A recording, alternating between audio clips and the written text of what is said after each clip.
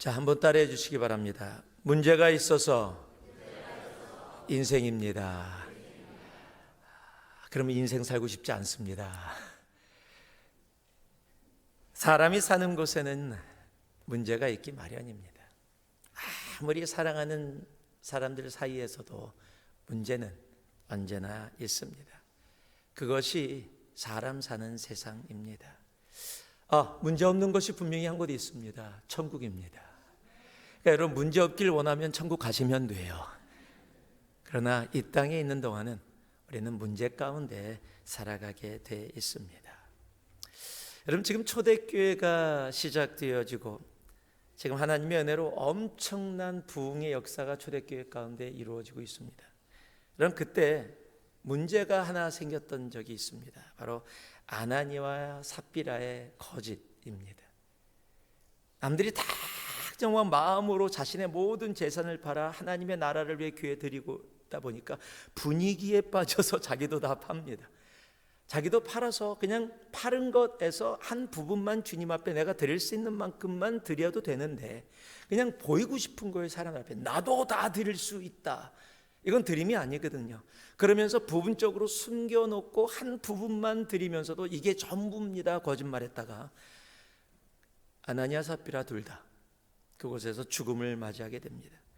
이거는 개인적인 한 가정 또는 개인적인 문제였기 때문에 하나님의 벌하심을 통해서 하나님 앞에 성령 앞에 서는 것이 무엇인지를 교회에 오히려 교훈을 주고 가르쳐 줌으로써 문제가 해결이 되어졌습니다.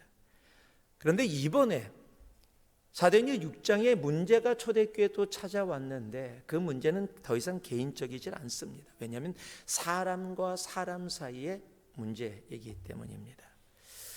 여러분, 의학이 발달했지만 지금도 사람들이 감기 걸렸어요 그러면 약 먹고 나면 되죠 라고 하지만 암이에요 그러면은 일단 겁부터 먹게 되어져 있습니다.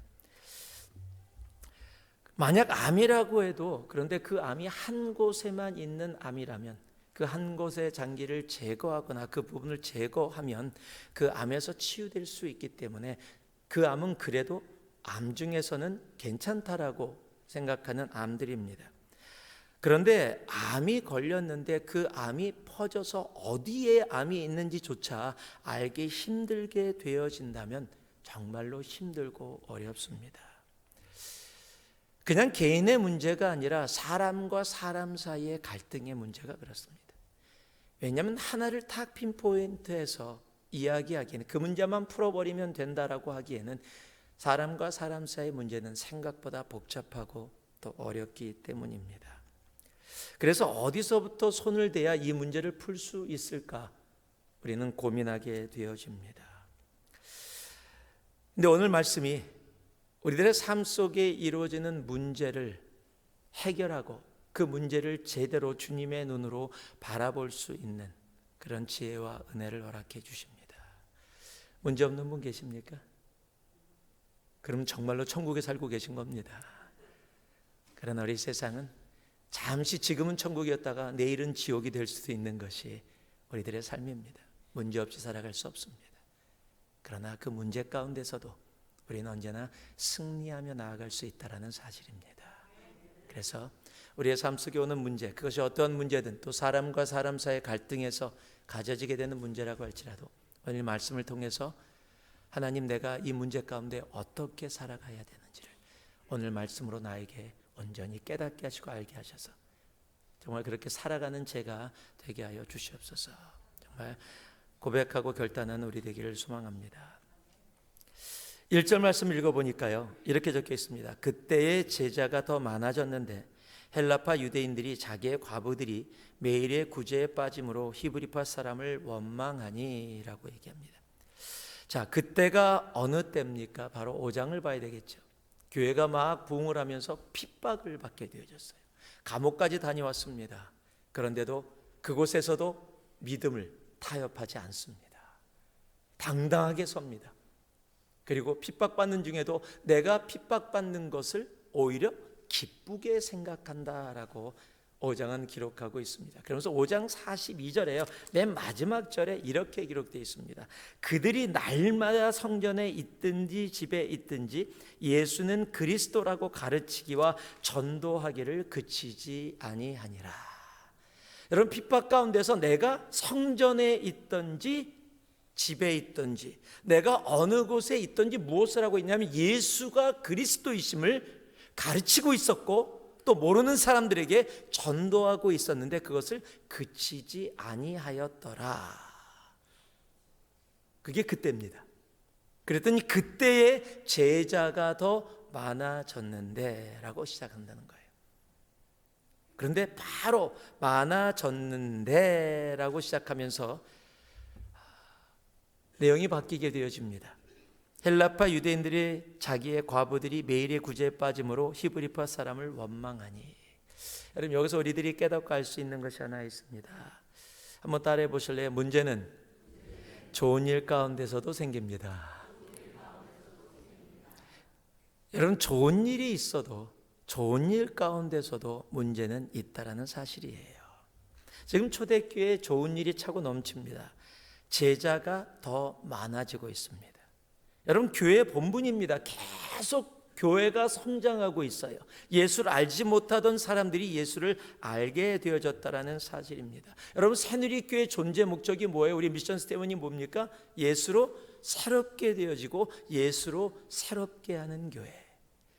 내가 새누리교회 공동체 안에서 예수를 만나 새로운 피조물이 되어져서 세상으로 나가서 예수를 알지 못하는 곳에서 예수를 알게 해서 그들이 새로운 피조물로 거듭나게 하는 교회. 그래서 새누리교회는 어떤 교회다?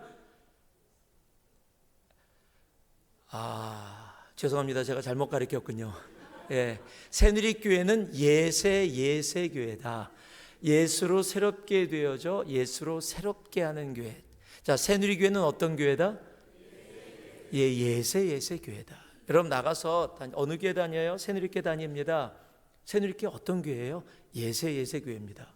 여러분, 이거로 전도할 수 있는 거 아세요? 예새가 뭐예요? 고린도서 5장 17절에 그런즉 누구든지 그리스도 안에 있으면 새로운 피조물이라.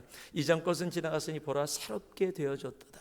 이 말씀을 가지고 우리 교회는 예수로 새롭게 되어져 세상을 예수로 새롭게 하는 데 목적이 있는 교회입니다. 오늘 처음 알으신 분들, 제가 새가족 공부할 때 꼭 나누는 건데요, 우리 새누리교회는 예새 교회.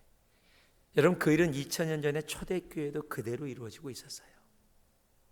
여러분, 마태복음 28장 19절 전반부에 뭐라고 주님께서 명령하십니까? 그러므로 너희는 가서 모든 민족을 제자로 삼아. 여러분, 이것이 교회의 존재의 이유예요.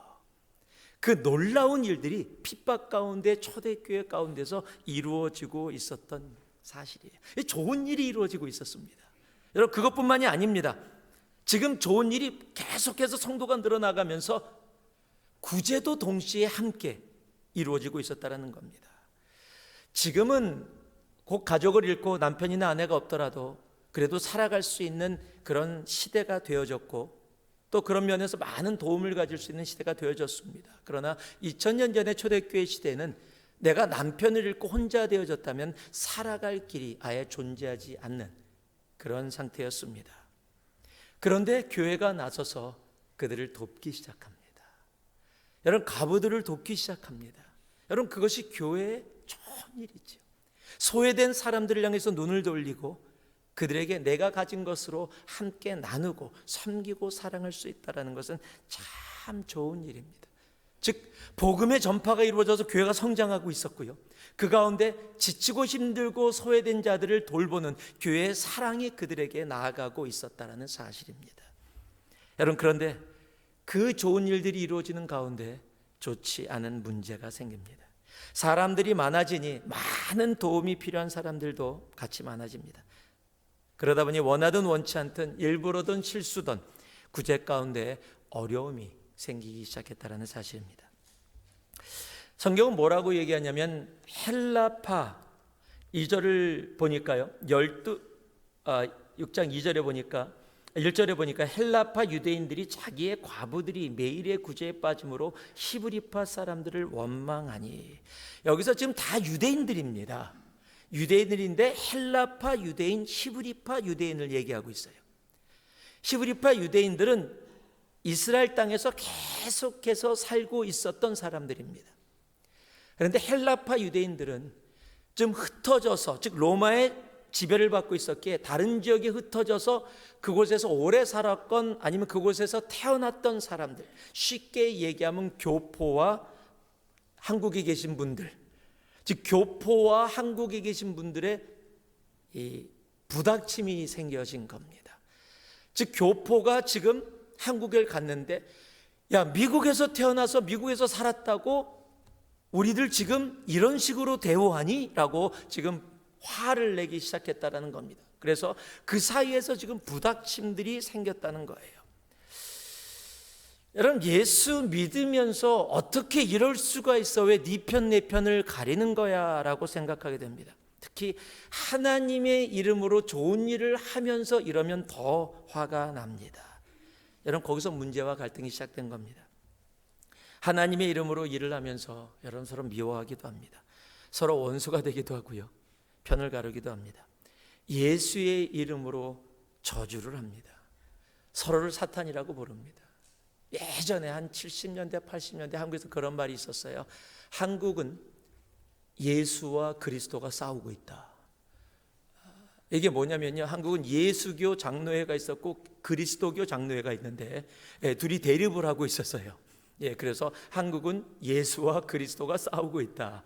말이 안 되는 일인데 예수 그리스도의 이름으로 좋은 일을 하면서 서로 상처를 주고 상처를 받고, 그 과정 속에서 서로가 서로를 사탄이라고 불러지는 그런 상황들이 이루어질 수 있다는 사실입니다.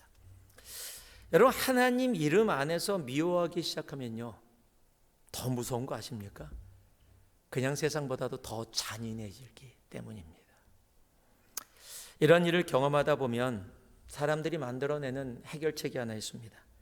하지 말자는 겁니다.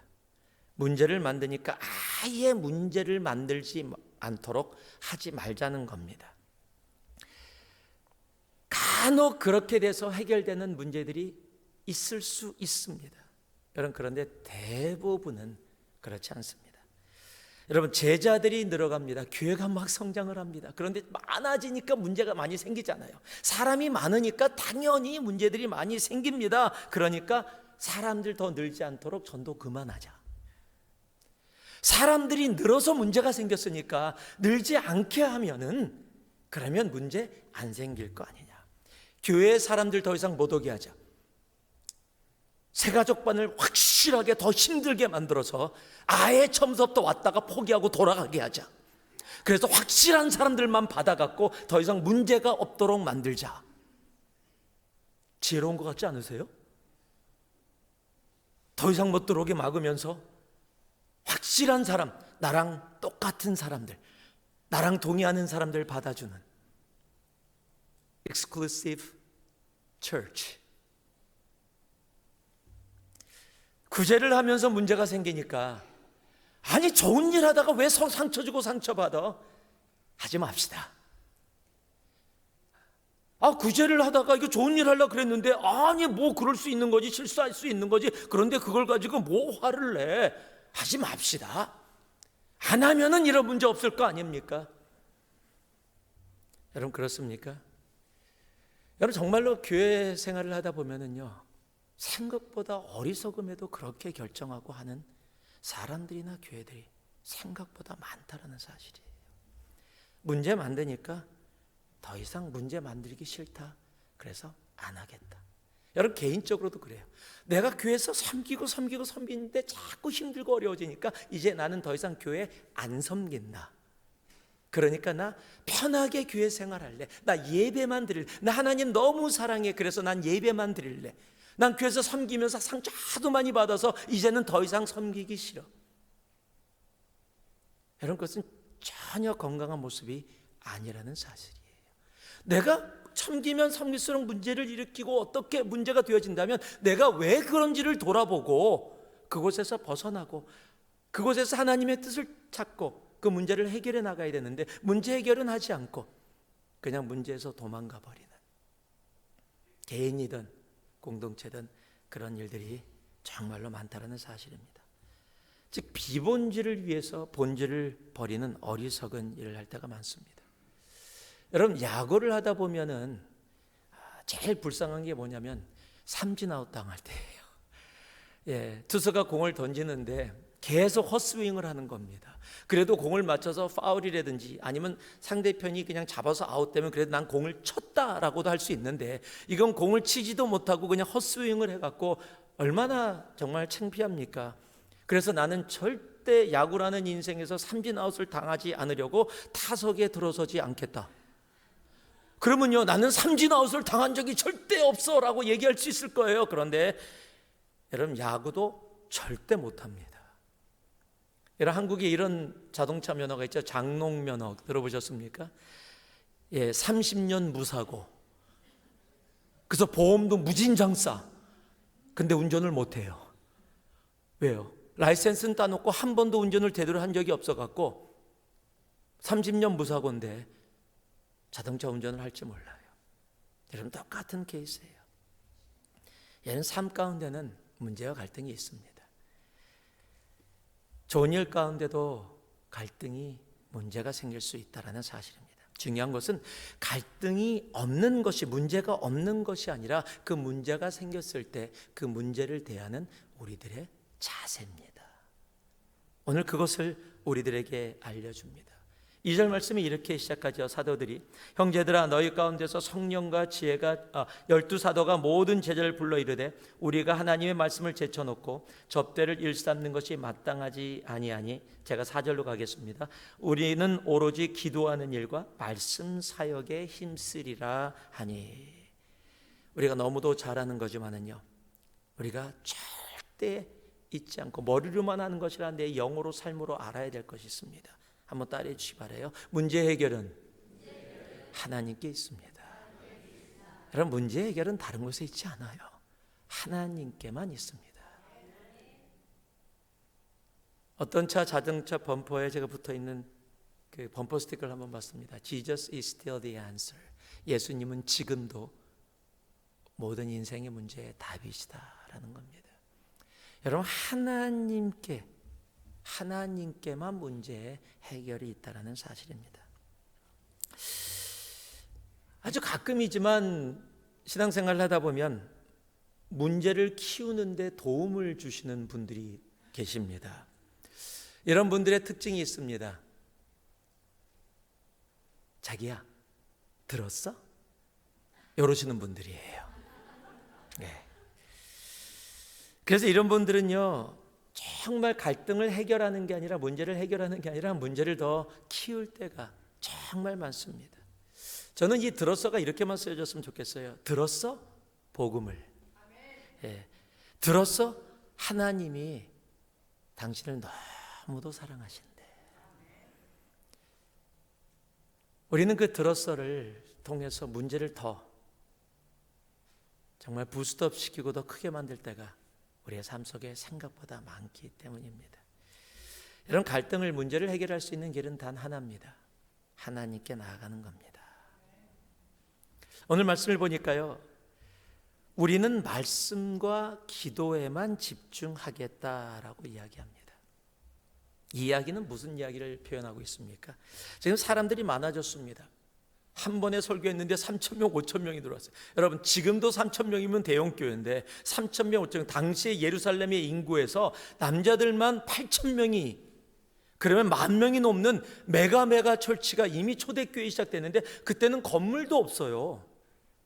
아무것도 없는 그 상태 속에서 그들을 섬기고 사랑하고 복음을 전하고 하는 일을 계속해야 하다 보니까 정작 하나님께서 자신들을 부르신 말씀 사역과 하나님과 깊게 교제하는 기도에서 나도 모르는 사이에 멀어지기 시작했던 것을 느꼈다라는 사실입니다. 여러분 접대가 잘못된 것이 아닙니다. 이 접대라고 번역된 헬라어가 디아코네오라는 단어입니다. 이 디아코네오라는 단어는 디아코니아라는 단어에서 왔는데 그것이 섬김이고, 영어의 deacon, 즉 집사가 되어지는 단어가 바로 이 단어라는 사실이에요. 여러분, 디아코니아는 교회가 가지고 있는 가장 중요한 것 중에 하나가 디아코니아, 섬김이라는 사실이에요.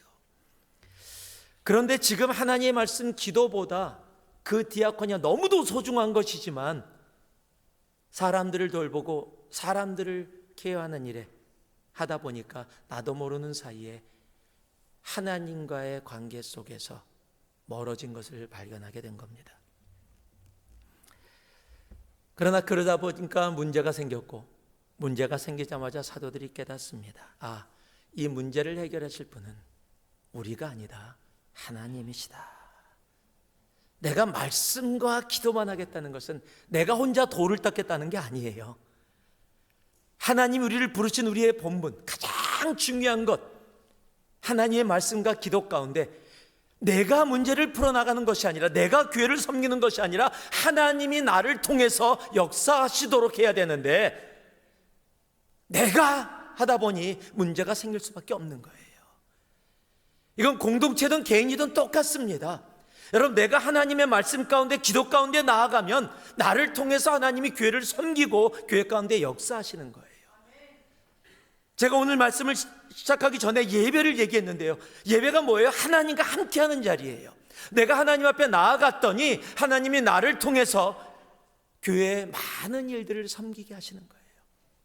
여러분, 그렇게 되어지면 문제도 안 생기고요, 또 지치지도 않습니다.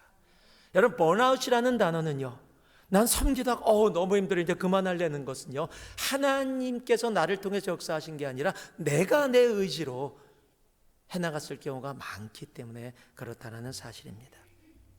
지금 사도들은 그것을 얘기하고 있는 겁니다. 문제 해결은 다른 곳에 있지 않다, 하나님께 있다. 그래서 우리가 다시 하나님께 말씀과 기도로 돌아가겠다라는 겁니다. 여러분, 인간이 경험할 수 있는 문제 중에서 가장 우리의 삶에 크게 영향을 끼치는 것이 있다면 전쟁이라고 얘기할 수 있을 겁니다. 우리가 지금도 우크라이나를 놓고 기도하고 있고, 그 전쟁에 많은 피난민들이 있지만 시대가 바뀌면서 이제 전쟁의 모양도 많이 바뀌어서 예전처럼 그렇게 우리가 생각했던 그런 전쟁의 모습들은 아닌 모습이 있습니다. 그러나 지금도 시리아나 이라크 이런 데는 전쟁으로 인해서 아직도 굉장히 많은 어려움을 겪고 있습니다. 그런데 성경이요, 사람이 경험할 수 있는 가장 큰 문제인 전쟁에 대해서 뭐라고 얘기하고 있냐면, 전쟁은 하나님께 속했다라고 이야기합니다. 역대하 20장 15절을 보니까 이렇게 기록하고 있습니다. 야사이엘이 이르되 온 유다와 예루살렘과 주민과 여호사밧 왕이여 들을지어다. 여호와께서 이같이 너에게 말씀하시기를 너희는 이 큰 무리로 말미암아 두려워하거나 놀라지 말라. 이 전쟁은 너희에게 속한 것이 아니요 하나님께 속한 것이니라. 여러분, 우리들이 경험할 수 있는 수많은 사람들의 생명까지도 앗아갈 수 있는 전쟁이라는 문제를 하나님이 뭐라고 얘기하고 계시냐면, 이거 너희가 할 수 있는 거 아니다, 내가 해결한다, 하나님께서 해결하신다라고 얘기하고 계세요.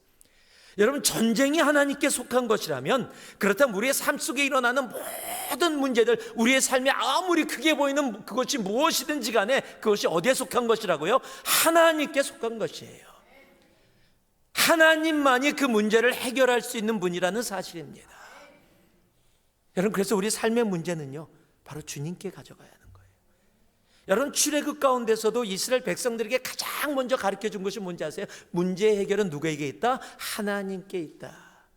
이스라엘 백성이 출애굽을 하고 나는데 첫 번째 만난 문제가 뭐예요? 아멜렉이라는 문제예요. 그들이 이스라엘 백성들을 못 가게 하고 막습니다. 전쟁이 일어납니다. 우리가 너무도 잘 알듯이 그 전쟁하는 가운데 정말로 모세가 손을 들면 이스라엘이 이기고, 모세가 손을 내리면 이스라엘이 졌습니다. 출애굽기 17장 11절을 보니까 이렇게 기록되어 있죠. 모세가 손을 들면 이스라엘이 이기고 손을 내리면 아말렉이 이기더니. 여러분, 손을 올렸다 내렸다라는 모양으로 되어 있지만 손을 올리고 내리고가 무엇을 얘기하고 있어요? 전쟁이 하나님께 있음을, 우리들에게 있지 않고 하나님께 있음을 이스라엘 백성들에게, 앞으로 수많은 전쟁과 어려움이 있을 것인데 그 전쟁 너희에게 있지 않다, 너희가 군대가 있고 너희가 총칼이 많고 너희가 비행기가 있으니까 누가 봐도 우리가 강하니까 이길 것이다. 아니다라고 얘기하는 겁니다. 적이 너무 크고 우리는 작아서 우리는 도저히 이 싸움에서 이길 수 없다. 아니다라는 겁니다. 전쟁은 하나님께 속했다라는 사실입니다. 여러분, 문제의 해결은 하나님께 있습니다. 다른 곳에 있지 않습니다. 다른 곳으로 가면 갈수록 문제는 더 복잡해집니다. 여러분, 우리 삶 속에 있는 모든 문제들, 그것이 개인의 문제든 신앙의 문제든 관계의 문제든 물질의 문제든 건강의 문제든, 그것이 개인이든 공동체든 가정이든 그 문제의 해결은 하나님께 있습니다.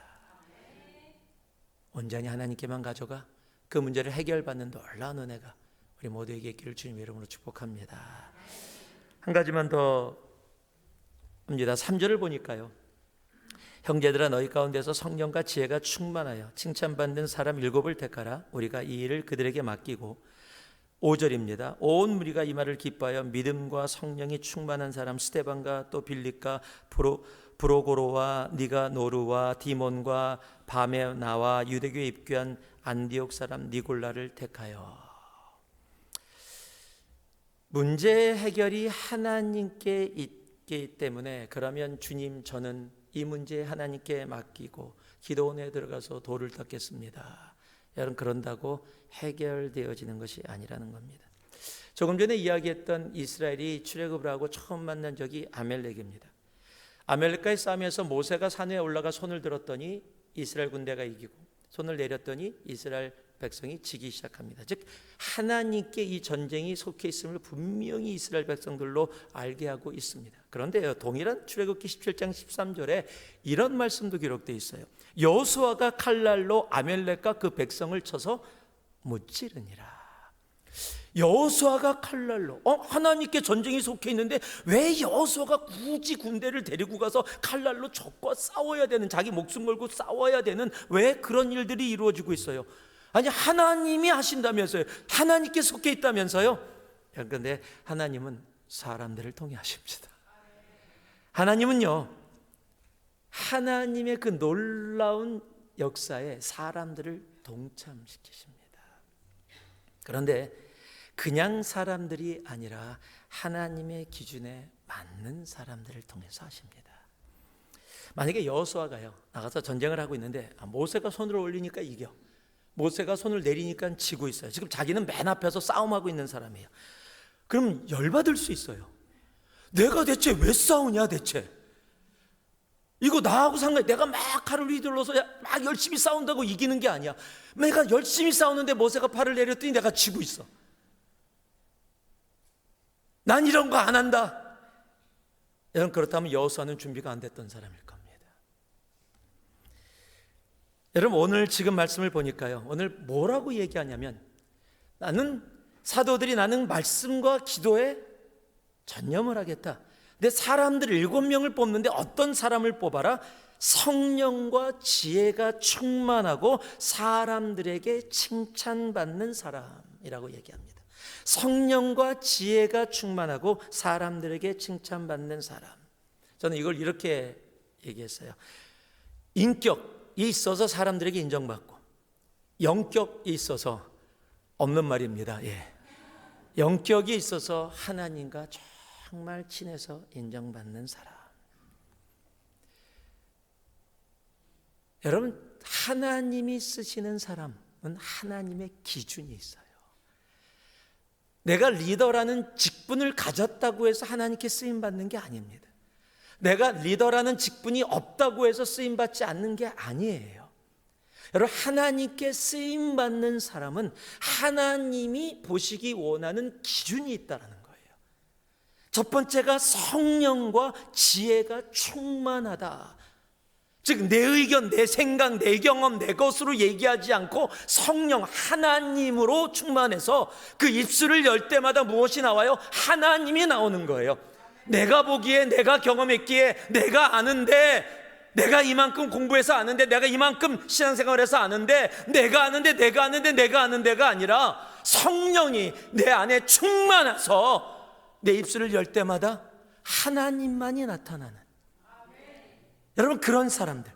그랬더니 세상에 도움이 되어지는 지혜까지도 충만한 사람들. 근데 간혹 가다가요, 정말 성령 충만한 것 같아요. 지혜도 충만한 것 같아요. 그런데 성격이 좀 특별나. 저 사람은 신앙 좋은 것 같은데 성경도 잘 외우고 다 공부도 잘하고 정말로 하는데 저분 옆에 있으면 다 상처받아.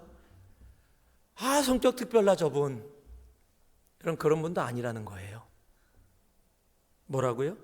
사람들에게 뭐 하는 사람이요? 칭찬받는 사람. 여러분, 한쪽으로만 쏠리면 안 되거든요. 왜냐하면 사람들에게 칭찬받는다면 잘못하면 인기 투표가 돼버려요. 사람들이 왜? 사람들은 그 속까지 잘 모를 수 있으니까요. 또 하나님하고 나 너무 친해 그러면 혼자서 돛 닦는 사람이 돼버려요. 그래서 이야기하는 겁니다. 하나님과 친해서 영적으로 하나님과 깊은 교제 가운데 있으면서 사람들에게도 동일하게 칭찬받고 인정받을 수 있는 사람. 그러면 전부 다 생각하실 겁니다. 없네요. 그래서 제가 안 하고 있습니다. 아니야, 있습니다. 그런데 그것도 여러분 처음과 끝이 같아야 한다는 거예요. 오늘 말씀하고 조금 다를 수 있지만 여러분 7 집사 이름 나오는데 지금 저도요 읽는데 어려워. 두 사람은 확실해. 스데반과 빌립. 이거는 발음도 확실하게 나와요. 근데 그 다음 사람부터 안 나오는 거예요. 브로고로, 니가노르. 성경에 그런 사람이 있었어요. 7 집사 중에 한 명입니다. 디몬, 바메나, 그리고 유대교에 입교했던 안디옥 사람 니골라. 여러분, 다른 사람들은 여기만 이름 나고 그 다음에는 성경에 나오질 않기 때문에 우리는 그 사람들이 뭘 했는지 전혀 몰라요. 그냥 이름만 나오고 7 집사로 있었던 이유, 그 당시 하나님이 하셨던 분명한 이유가 있을 거예요. 그러나 동일하게 하나님께 사랑받고 지금도 천국에서 귀하게 하나님과 함께 있는 사람일 수 있습니다. 그런데 이 중에서 마지막 사람 니골라는 우리가 압니다. 동일한 인물이다라고 많은 성경에서 함께 얘기되어지는 게 나중에 니골라당이라고 이야기가 나오게 되어지지요. 유대교에서 입교했던 니골라, 이 니골라가 계시록의 니골라냐 100% 동일하다라고 이야기할 수 없지만 초대교회부터 지금까지 신학적으로나 모든 면에서 동일한 사람이었을 것이다 라고 이야기합니다. 시작은 7 집사, 성령이 충만하고 지혜가 충만하고 사람들에게 칭찬받는 모습. 그런데 그 끝은 하나님을 대적하는 자. 여러분, 그래서 제가 신앙을 이야기할 때 꼭 이야기하는 게 있습니다. 신앙은 현재형입니다. 지금이에요. 왕년은 없습니다. 작년도 아니에요. 제가 2달 전에 단기 선교 갔을 때 너무 좋았어요. 상관없어요. 지금입니다. 내가 지금 성령의 충만함 가운데, 지혜의 충만함 가운데 있느냐? 내가 지금 주님과 함께 겸손한 모습으로 주님 앞에 무릎 꿇고 은혜 가운데 거하고 있느냐? 여러분, 신앙은 지금입니다. 여러분, 장로님들이 장로님으로 안수받을 때 아마 전부 다 내가 정말 진정한 하나님이 기뻐하시는 장로가 되리라 다 생각했을 거예요. 내가 지금서부터 교회를 힘들게 하리라. 여러분, 그러고 장로된 사람 한 명도 없을 겁니다. 목사도 똑같아요. 주님 앞에 부름받고 내가 이 목사직을 통해서 한번 누려보리라. 여러분, 그런 사람 한 명도 없을 겁니다. 정말로 주님 앞에 눈물로 다 그런 자리로 올라와요. 그런데 목사라는 건 변함이 없는데, 장로라는 건 변함이 없는데 왜 상처 주고 힘들고 어렵고 고통받고 문제 속에 가장 중심에 거하게 되어지는 모습이 왜 돼요? 여러분, 처음에 그 신앙, 처음에 그 가진 것을 끝까지 간직하지 못했기 때문이에요. 여러분, 그래서 신앙은요, 처음 가진 사랑을 끝까지 간직하고 가는 것, 여러분, 그 모습이 가장 중요하고 소중한 거예요. 여러분, 변함없이 그런 모습으로 나아가기를 소망합니다. 하나님은요, 지금 성령과 지혜가 충만한 사람, 지금 사람들에게 칭찬받는 사람, 왕년에 성령과 지혜가 충만했고 칭찬받는 사람이 아니라 지금 이 순간 내가 왕년에 그래서 일곱 집사로 뽑혀서 그렇게 살았다고 할지라도 지금 그렇지 않으면 집사라는 타이틀은 그대로 갖고 있을지 몰라도 하나님 앞에는 쓰임받지 못하는, 교회라는 행정을, 책임을 맡았기 때문에 권한을 가지고 누리면서 살아갈 수 있을지 몰라도 하나님은 그 사람을 통해 역사하지 않으신다는 사실이에요. 지금입니다. 지금 성령과 지혜가 충만한, 그리고 지금 사람들에게 칭찬받는 이런 그런 모습으로 우리가 살아갈 수 있기를 소망합니다. 더더욱 그래서 성령과 지혜가 충만하고 사람들에게 칭찬받는 사람들을 교회에서 일꾼으로 세울 수 있어야 합니다. 인기투표가 아니라 하나님의 눈으로 진정으로 영격과 인격을 바라보며 하나님, 이분들을 통해 더더욱 교회가 그렇게 서게 하여 주옵소서, 나아가게 할 수 있는 그런 일들이 우리들 안에 이루어져야 합니다.